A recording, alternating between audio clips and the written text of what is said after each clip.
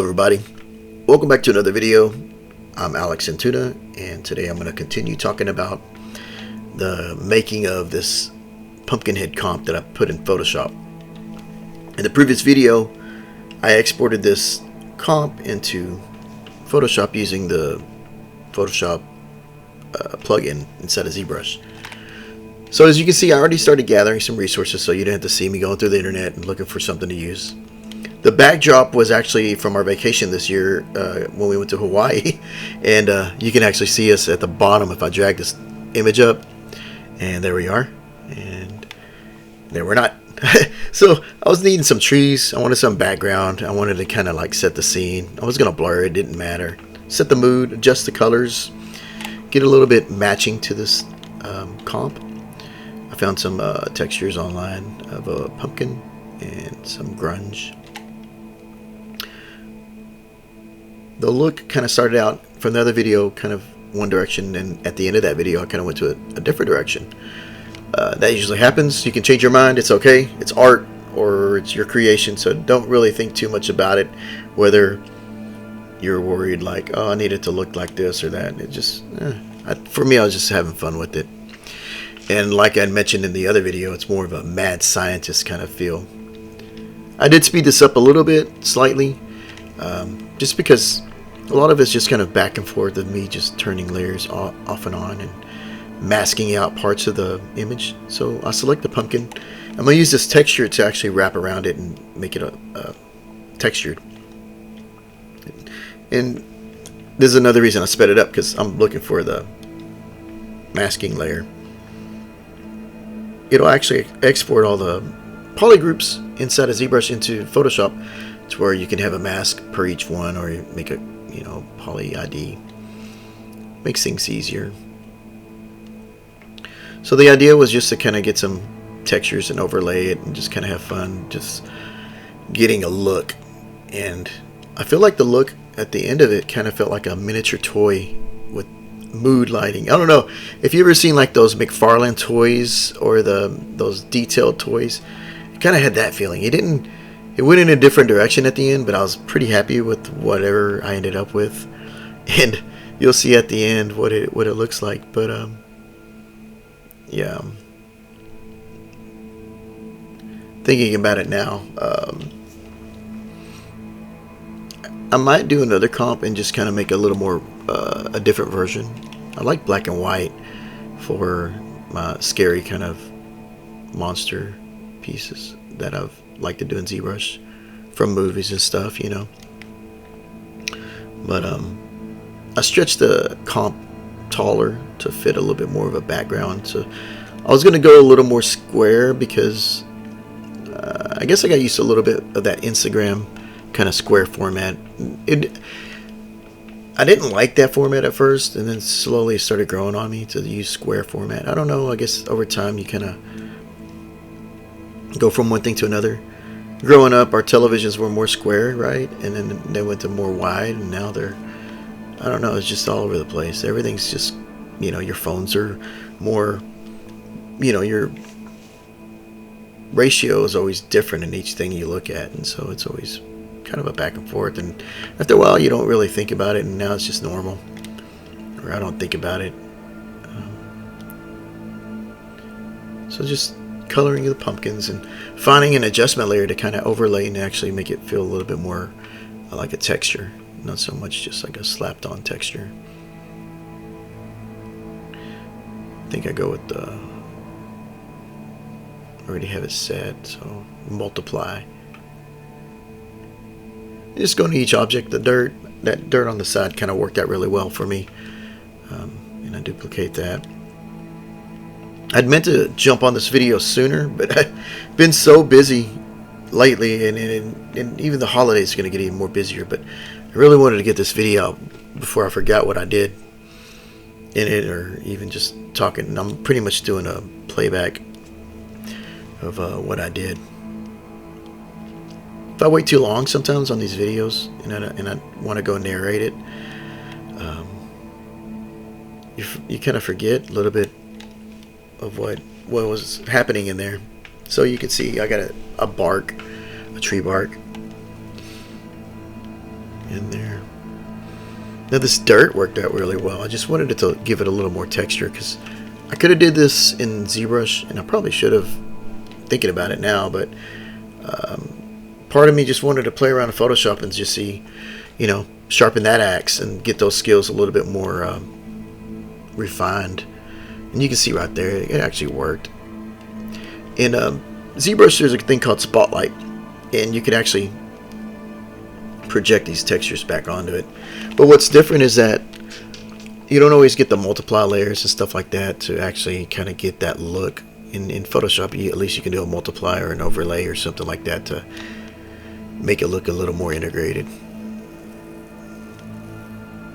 So we're going in here, and actually, I don't know, there might be a passes inside of ZBrush. I'm thinking about it now. I'd have to look for that. Let's see if there would be a way. So we got a little bit of that tree. I don't know if I'll stick with this, but I think I do. Just wanted to have a little texture. The tree, I followed from the reference, but then I started looking at the tree later on, and maybe I could have fixed it, maybe whichever, but either way, we're calling it done now. It's like point and no return.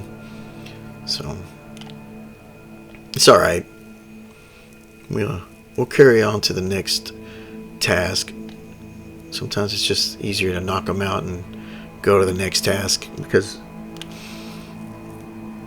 there are times where trying to be too perfect will stall you, and if you're trying to be too specific or too picky about things, then sometimes things don't get done.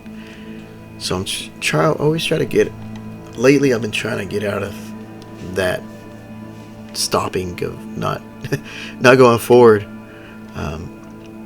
The Groot, the video that I started there, I plan to go back and finish that after this one. But the thing is that, like, how do you say it?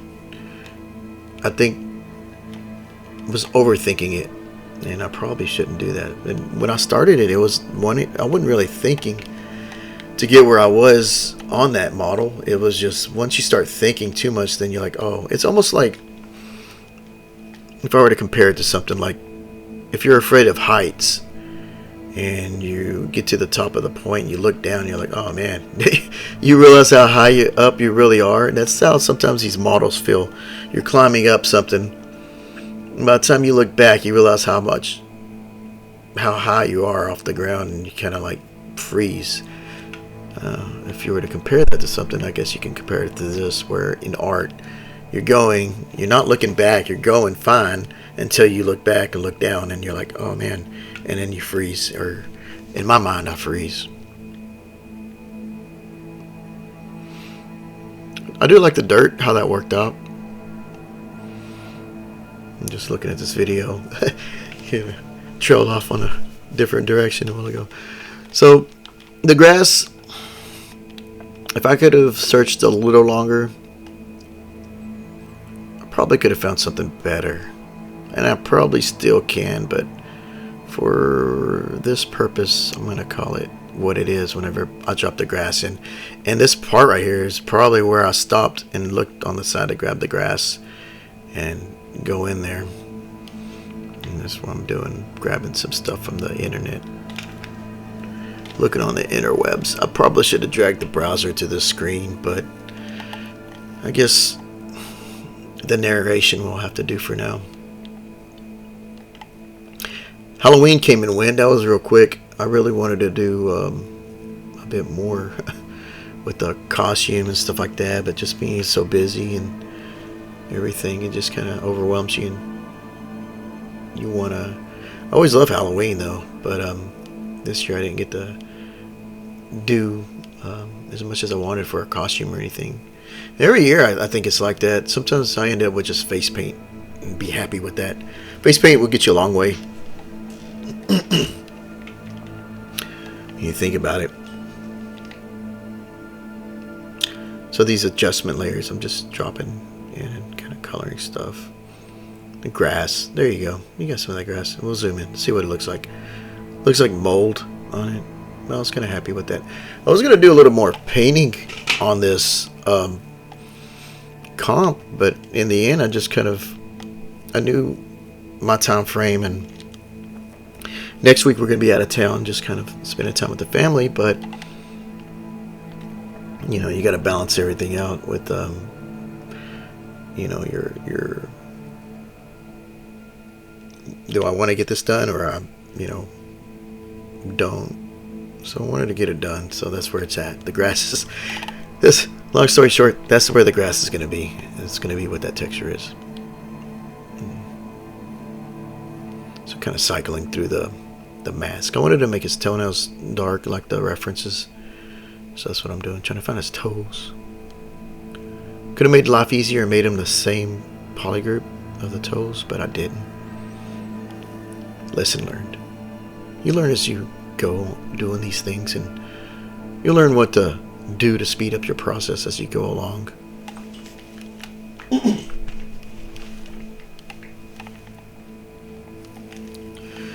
The one thing that I kind of wish I would have added at the end was the saliva on his mouth, kind of dripping down, but I didn't get to it.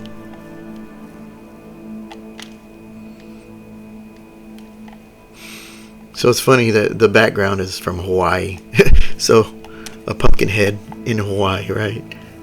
But no, I think if you darken something and blur it enough, you won't know where you're at.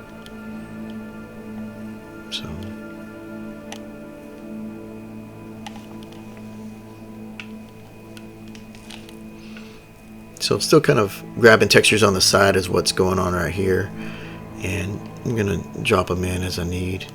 If that's what, yeah, I was looking for a metal for that pitchfork, from what I remember. See, if I was gonna do this video later on, I would forget what I was doing. I'll be like, I don't even remember what, you know. And so, since this is still fresh in my mind, I can still kind of recall what I did to create this. And so, I'm hoping after these holidays I can catch up and, you know, spend a little more time to do a little bit more videos. I've been wanting to do a lot more video, and there's always that, you know, something's going on. Life keeps you busy. It's okay. As long as you're happy, right? And I'm pretty happy.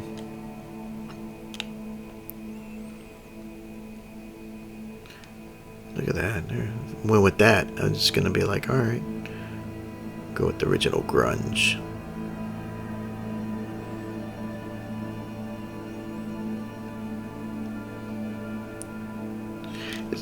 The polygroups on Pumpkinhead actually carried over, so those actually worked. If you watch the previous video, you'll actually see where that was utilized and used. I do like the plugin, the ZBrush plugin. It's growing on me. At first, it was a little bit. It was, I guess, not confusing. It was just something that I didn't really care to learn and do. Not even learn. It was something I already knew, but just didn't care to use at the time. And now it's like, I wonder what else I could toss in here. And that's pretty much where this comp ended up. I just was curious. I'm like, what else can I toss in here? And it's growing on me. I like the plugin. I actually like it a lot.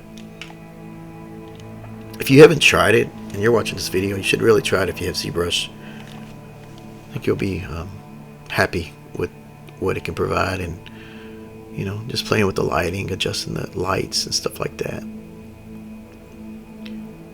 Although it would be cool if ZBrush had that inside the program, so I don't have to leave it. But it's okay.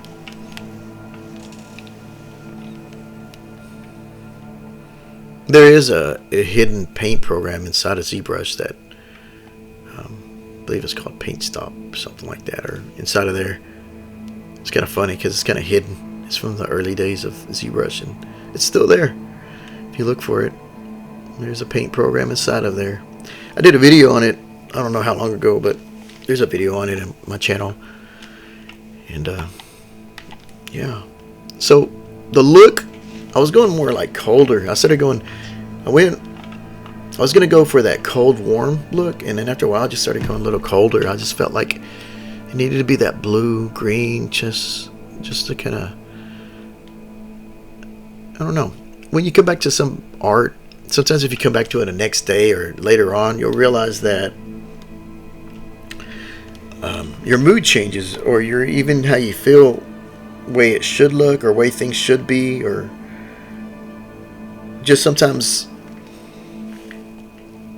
the way you see something will seem different, and you just feel like it's wrong. I don't know.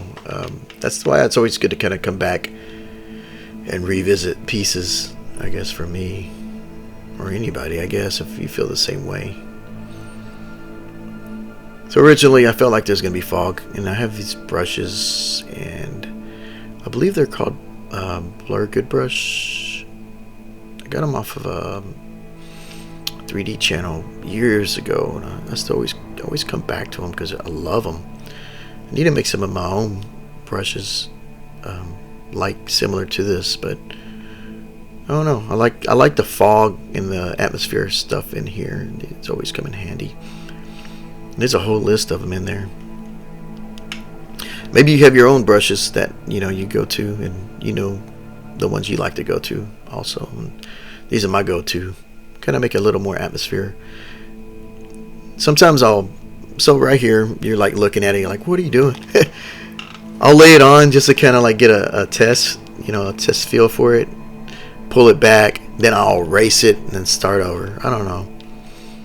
It always seems to be a process, right? Like you'll do it, try it one time. It's almost like when you airbrush, you got to airbrush on a little template on the side. I don't know how many of yours airbrushers, but usually I'll airbrush on a little cardboard and go from there. And so sometimes you want to see the look too. You want to see what it looks like. Those different brushes I was going through, but I went back to the other one. I just kind of went back. I didn't want to kill the tree stump or the big mound he's standing on. I wanted to kind of show through the little darkness in there, and then I kind of pull back.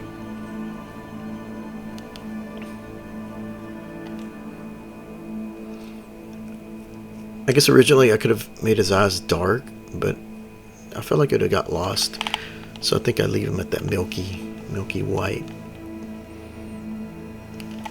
So, starting to play with the mood now.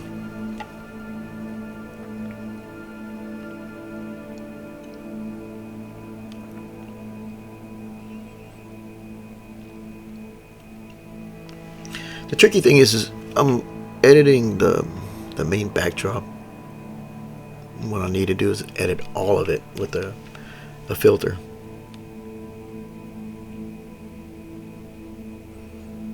But you can see the colors are there. The pumpkins I wanted to pop a little bit more. So close these out. Since I converted everything to a smart layer, this comp actually got really heavy, and it slows things down whenever you have them like that instead of just converting to a raster. And most of the time I'll keep them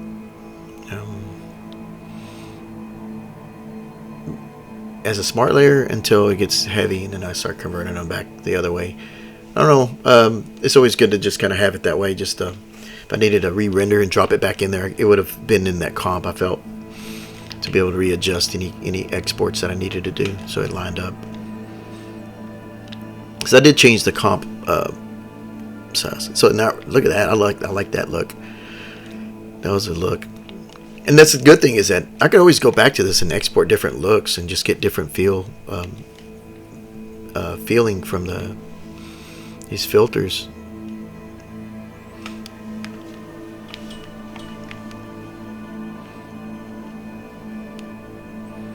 So just back and forth, just kind of playing, just trying to get that look. And almost getting close to the end now. I'm getting close to what I have. Playing with the lighting a little bit more. I wanted to pop some of these colors, the lights, to emphasize Pumpkinhead a little bit better. Doesn't hurt. Go back, play with some of the adjustments. Look at that. You can just see just all those that frosting on that cake. We're baking a cake is pretty much what we're doing, and all these little pieces are like frosting details and just little icing on the top. Tricky thing is if you get too much icing, then it's hard to start over if you need to, because you put so much on it. You're like, oh, point of no return.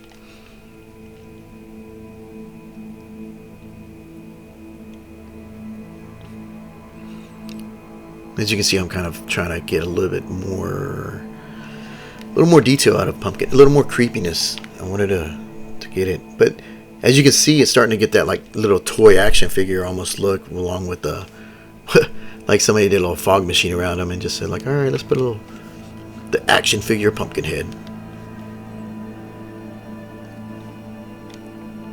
I still plan to print this out. I don't know if you saw the other video for people who follow this channel, but I did print it out, the bust of this model, and I still need to airbrush out. It's just been the weather, back and forth, and life.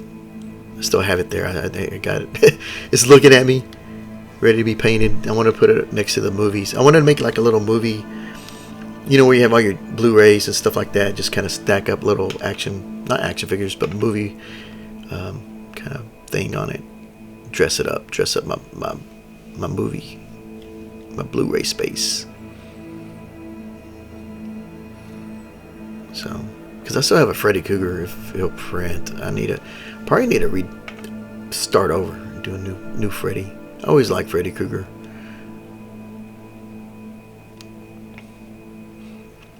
So what I do here is really, I love the raw editor instead of Lightroom and Photoshop, and this is where I always love to play around because I do photography too, and I've come to really enjoy this camera raw inside of both programs. You just kind of fine tune it, and you can see right here I'm dragging back and forth and get that look, and you can see it. When you see it, you're like, there it is. Kind of like tuning your guitar. You just trying to find that right note, leaning back and forth, just get that right pitch that you want to get, and that's what I'm doing here.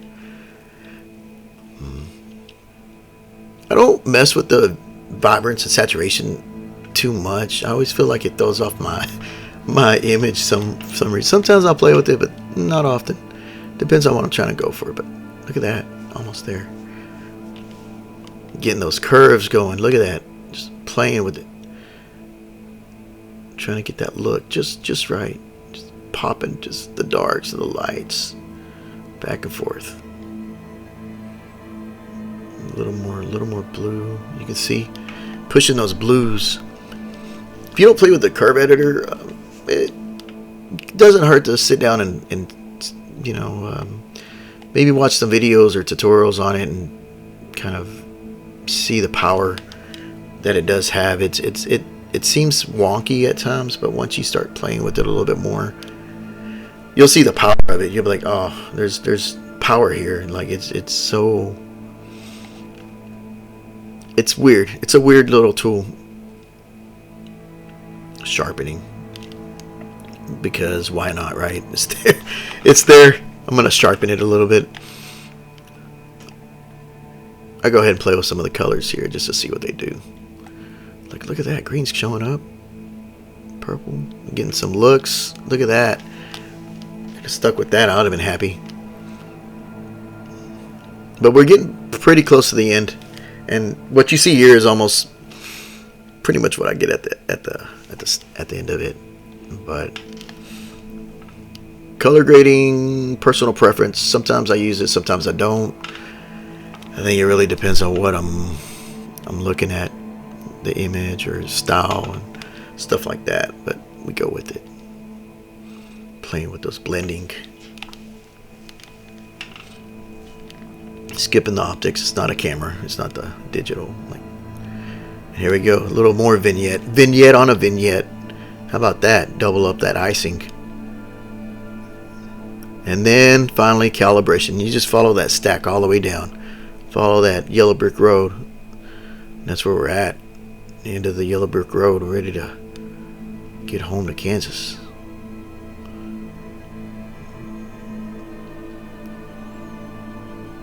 The movie's funny. It's like you had the power to go home the whole time. Wizard of Oz. Like, what? Yeah. So this is about where it's at. This is pretty much going to call it done. Processes it, cooks it down, and there you have it. We have a final image, and I'm going to call it done after I put my name on it somewhere, I guess. And I do this one last touch. I do a little kind of glow to it, slight glow, just a little bit more, just slightly, just in there, just there you go. Just blend those pixels just ever so much, not too much, not too little, and there you have it. That's the end of this comp. I'm happy you watched this video. Hope you have a great day, and tune in for the next one. Thank you.